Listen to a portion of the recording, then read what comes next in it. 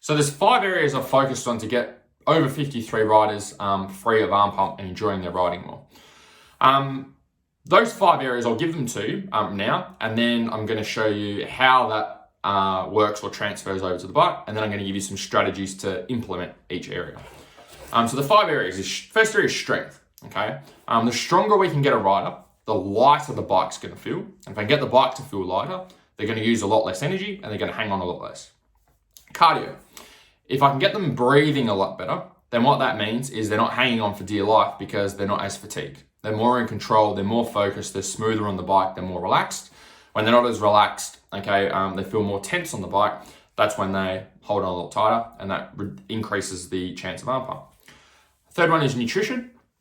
Got to fuel them properly, okay? So like if I'm not fueling a rider properly and they've done all the right training, what's going to happen is it's like running your bike with no fuel, right? It doesn't matter, like you put shitty quality fuel in your bike, it doesn't matter how much work you've had done to the motor or how big the motor is, it's just not going to run well.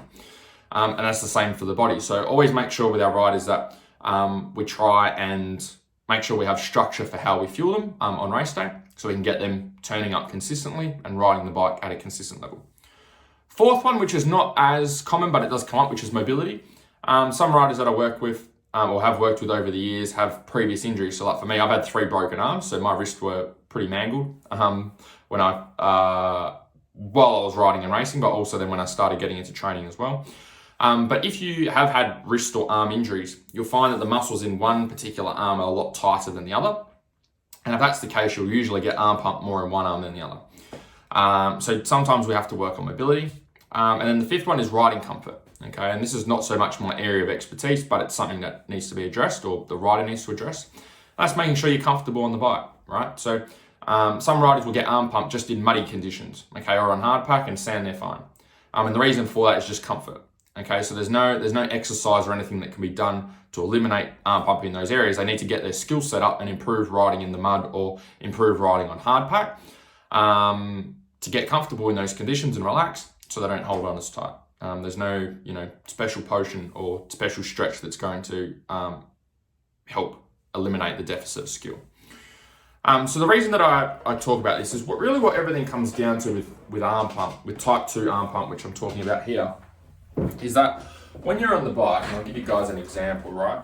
When you're on the bike and you're in the attack position like this, I think it'll be fair to say like roughly 80% of the work when you're on the bike is not done through your arms. Okay, it's done through your legs, it's done through your upper back. It's these big powerhouse muscles that we're using when we're standing on the bike that are really doing the work. Okay, they're the things that are helping us to turn and lean and grip onto the bike. And it would probably be fair to say maybe 20% of the work is done through your arms and your hands.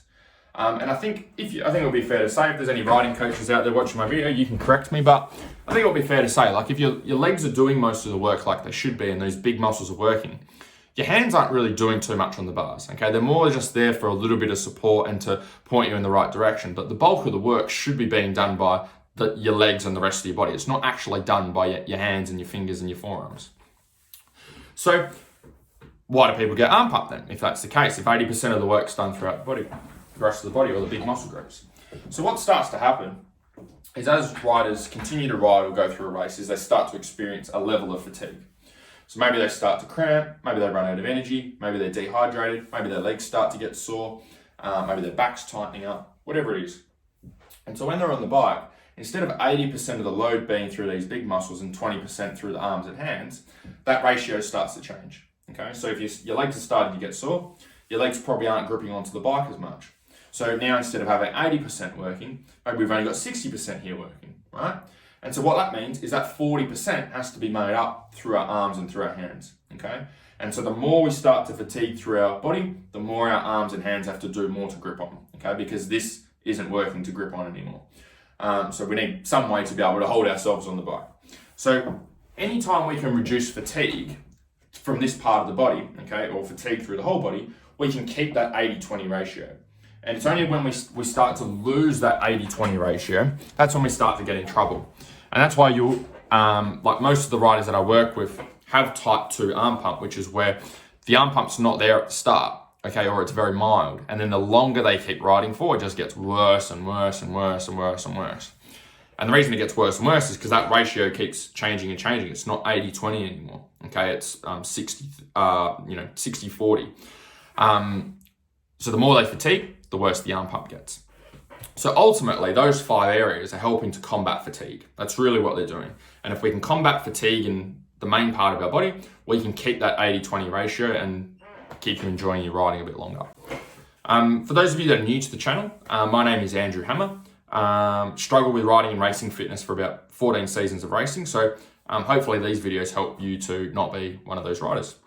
So how do we tackle each of these areas? So how do you get yourself stronger? Okay. Without getting too big and bulky and without making arm pump worse. So you need to be using, or what I use with our riders is we use multi-joint movements. Okay, so we will use things like back squats, deadlifts, overhead presses, bent over rows, even like things like bench press or push presses with a bar and weights. And so what these movements are is they're multi-joint movements. Okay, they're getting our rider's body moving from head to toe as one unit. So like if I do let's say for example, let's say I do a back squat and I've got the weight on my back and I go down and I do a squat and then I come back up. When I'm doing that with weight on my back, I've got my upper back working, I've got my glutes working, my hamstrings, my legs, my quads, calves, okay, core, everything's working from head to toe. And funnily enough, when I squat, I've got everything working from head to toe. And when I'm riding on the bike in the attack position, I've got everything working from head to toe. So we'll use a lot of those types of movements. And the great thing about using a weight bar with those types of movements is we can challenge those movements and make them harder. Okay, so like if a rider's starting off and they're squatting with 20 kilos, we can get them stronger and challenge that movement and get them squatting with 50 kilos or 80 kilos or 100 kilos. So you can imagine when they've been training and they get that movement so strong they can squat 100 kilos, then when they get back on the bike feels a lot lighter. And they can also maintain those positions on the bike for a longer period of time because everything feels a lot easier. It's easier, like moving around on the bike becomes a lot easier when you can move 100 kilos in the gym in comparison to only being able to move 20 kilos in that same position. So that's the first thing that we do. So you guys, you can take that and implement that in your training if you like, if you're not doing that already. Second thing is the cardio side. So how do we implement the cardio? So what I do with the cardio is I work 2 areas. There's the long distance cardio and there's a short distance cardio. And so you need to be able to work both. Okay, so let's say like a motocross race. Let's say like a 30-minute motocross race. Within that 30 minutes, there's the 30 minutes itself, which you've got to be fit for. But within that 30 minutes, there's changes in effort, right? Because some parts of the track require a lot more effort than other parts of the track. So you might have one part of the track which heaps of braking bumps, bikes kicking all over the place, you're really fighting the bike. And that takes a lot of energy and effort.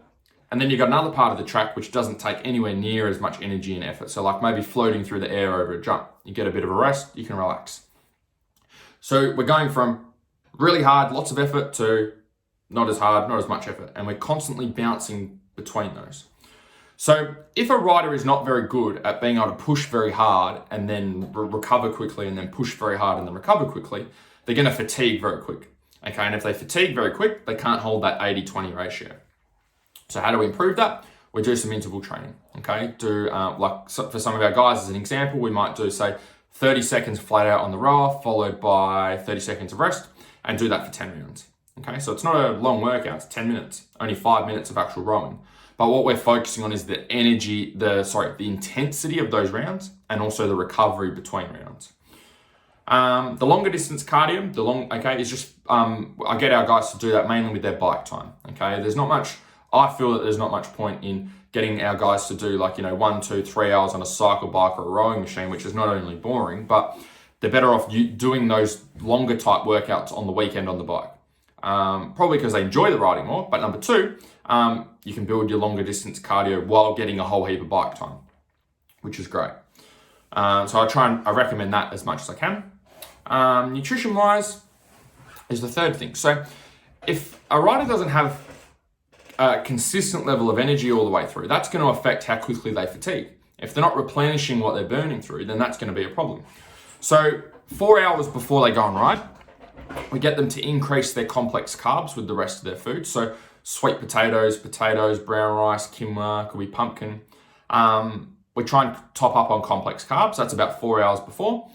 About half an hour before, I get them to top up on simple carbs, which is sugars. So it could be a carb gel, could be half a bottle of Powerade, could be a couple of pieces of fruit. and then we're ready to go racing. And then if it's an enduro, then it's protein and simple carbs every hour, okay, for the length of the enduro. So the whole goal is we want to get their energy, their fuel tank up like this, okay, at the top. And then as they're going through the race, obviously they're burning through it. So we just want to make sure that as they're burning through, we bring it back up and we top it up. And then it drops down again, and then we top it back up, and then we bring it down. So if we can keep the energy higher, we can reduce the fatigue, and we can keep that 80-20 ratio for as long as we can, so they can enjoy their riding and do well. Fourth thing is mobility.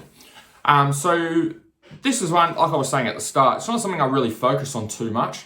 Most people jump to this one. People jump to the stretches and exercises for their hands and arms and grip strength, but 9.9 times out of 10, that's not the problem. Okay, it's really the first three. It's just the stretches are like easy to do. It's like I can do it straight away, whereas the nutrition, the cardio, the strength take time. So I find riders tend to want to do things that give them an instant result. But the mobility, it gives you an improvement. But this is mostly used for people that have had injuries, specifically arm injuries.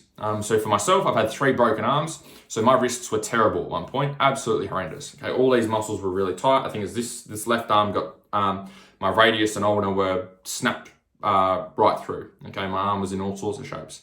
So you can imagine the muscles around there were quite weak and very, very tight in comparison to my other arm, which I've only broken once, and that was only a fracture. So depending on the injuries that you've had, this could be a problem. And the way to diagnose this is you'll usually have like severe arm pump on one side and nowhere near as much arm pump on the other side. So in that case, the first 3 areas still need to be tackled, but then we need to even out your arms, and that's just through some stretches and exercises. You can do simple ones like this, or if you want an easy option, go to a massage therapist and get them to massage them, or even go to a physio and get some dry needling, which can just speed up the process.